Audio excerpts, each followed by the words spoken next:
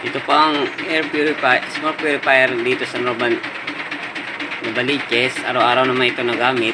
Tamang paggamit po nito, dapat maayos na nakakonik ang tube nito dito sa oven papunta dito sa filter nya.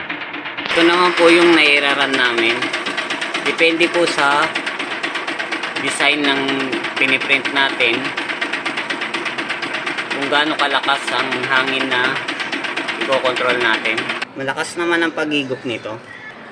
Gantong klase po yung piniprint natin ngayon. At ito lang po yung settings na ginagamit ko. Nasa half lang siya ng bar. Dahil maninipis lang naman yung niraran natin. Didepende na po yung lakas niyan. Kung halimbawa is box type, mas medyo lalakasan natin. Pero pag sa mga ganong klase, nasa half lang siya ng bar. Ito naman po yung filter na yan. Nililinisan din to at pinapagpagan dahil may namumuong mga alikabok dito na nahihigop niya. Ito po yung first layer. Second layer niya naman po ito. Hindi pa po siya napapalitan. Wala pa naman po naging problema.